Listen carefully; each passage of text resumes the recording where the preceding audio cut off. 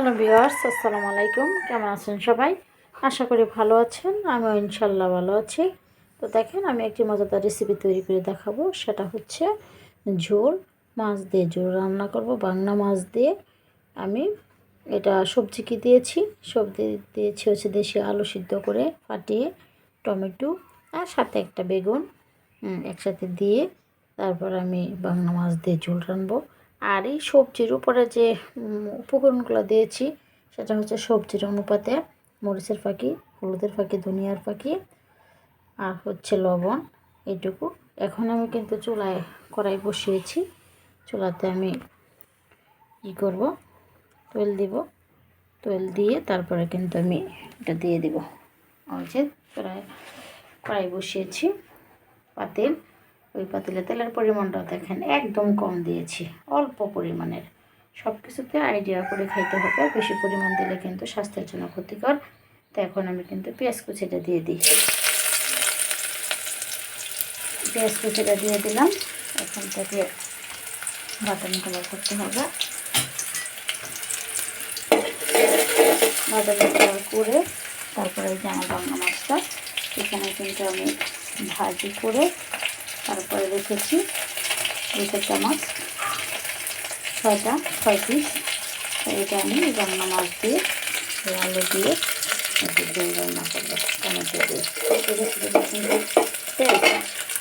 রেসিপিটা করে খেয়ে দেখেন। রেসিপিটা মোটামুটি ভালোই, আমার কাছে ভালো লাগে টেস্ট ঝোল। আর অনেকে তো আসলে সময়ের জন্য, সুযোগের জন্য অনেক কিছু করতেও পারে না, শর্টকাট রান্না। তো কষানো এবং মানে পরিমাণ, কলাকুশল এই অনুপাতে রান্না করলে রান্না অনেক টেস্ট হয়। আর বড় বড় বাবুর্চিরা কিন্তু এভাবে রান্না করে, এই জন্য রান্না এত টেস্ট হয়। আর তাদের এত সুনাম, এত অর্থ উপার্জন। আসলে আমরাও ঠিক সেভাবে রান্না করার জন্য চেষ্টা করি। তো দেখেন আমার পেঁয়াজের কালারটা বাদামি কালার হয়ে গেছে। এখন আমি আমার এই উপকরণগুলো দিয়ে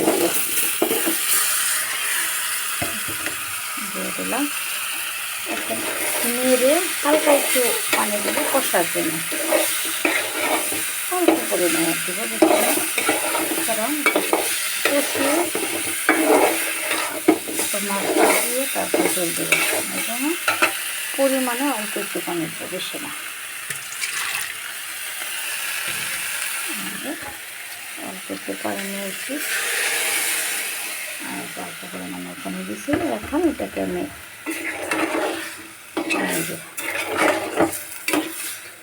কষাবো, কষিয়ে তারপর কিন্তু আমার মাছগুলো জল দেবো।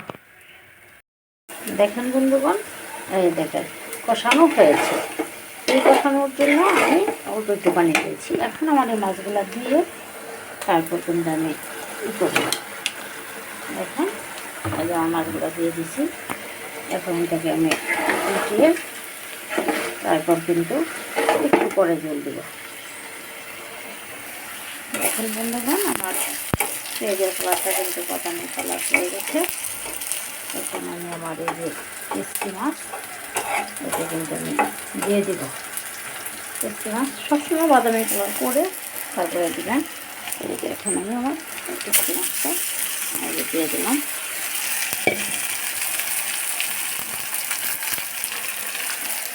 দিয়ে দিলাম।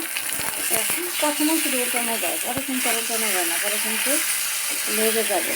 সবসময় সাথে সাথে যদি উল্টানোতে করি, দ্বিতীয়বার কিন্তু উল্টানো যায় না। এখন আমি পানি দিব। দেখুন বন্ধুগণ, আমার রেসিপিটা এখন ঝোল দিয়ে দিব। এই ঝোলটা দিয়ে দিলাম। দারুণ টেস্ট বাংলা মাছ দিয়ে মাছের ঝোল। আর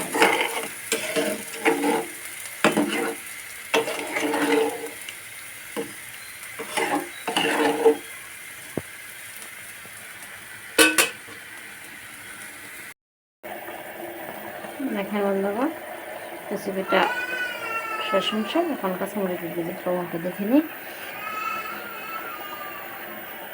লবণটা দেখে নিলাম, আর একটু লবণ দিতে হবে। আর এখন আমি কাঁচামরিচটাও দিয়ে দিব। যেহেতু আমি মরিচের ফাঁকি দিই নাই, সেহেতু আমার কাঁচামরিচটা এখন দিয়ে দিতে হবে। এখন ওই যে কাঁচামরিচ করে কুচি করে রেখে দিয়েছি, কাঁচামরিচ কুচিগুলো আমি এই যে দিয়ে দিলাম কাঁচামরিচ কুচি বেশি করে দিয়েছি, কারণ আমি কী করি নাই এই জন্য, মানে শুকনো মরিচ দেই নাই এই জন্য, ফাঁকি দেই নাই এই জন্য বেশি করে দিয়েছি। শেষ অংশে এখন ডেকে দেবো আর একটু লবণ দেবো। দেখেন বন্ধুগণ, আমার রেসিপিটা হয়ে গেছে। এখন শেষ অংশ এই যে একটু ধনিয়া পাতা এই যে দিয়ে দিলাম, লবণ টবণ দেখলাম সব ঠিকঠাক আছে, হয়ে গেছে। এখন উঠিয়ে ফেলবো। এই রেসিপিটা শেষ অংশ হালকা একটু ধনিয়া পাতা দিয়ে দিলাম। এখন 5 মিনিট ডেকে দেবো, তারপর কিন্তু উঠিয়ে ফেলবো। দেখেন রেসিপিটা হয়ে গেছে, দেখেন কালারটা কি সুন্দর আসছে। আর কাঁচামরিচের রঙটাও সবুজ আর ধনিয়া পাতার রঙটাও সবুজ, এই জন্য কাঁচামরিচ আর ধনিয়া পাতা শেষ অংশ দেওয়া লাগে। আর আমার রেসিপিটা মানে আমি শুকনো মরিচের ফাঁকে দিই নাই, এরপরে দেখেন কালারটা কত সুন্দর হয়েছে। শুকনো মরিচের ফাঁকে না দিলে কিন্তু তরকারি এমনিতেই ফ্যাকাশে দেখা যায়, আমার কিন্তু ফ্যাকাশে না। তাই এই জন্য আপনারাও এভাবে শুকনো মরিচ ফাঁকে কম দিয়ে কাঁচামরিচ দিয়ে রান্না করবেন। রমজান আসতেছে, রমজানের মধ্যে বেশি বেশি করে কাঁচামরিচ খাবেন, কারণ শরীরে এমনিতেই শুকনো মরিচ খাওয়া যাবে না, কম খাবেন। তো আমার মতো করে এভাবে রান্না করবেন, খাবেন এবং আমাকেও বেশি বেশি কমেন্ট করবেন। তো সবাই ভালো থাকবেন, ধন্যবাদ।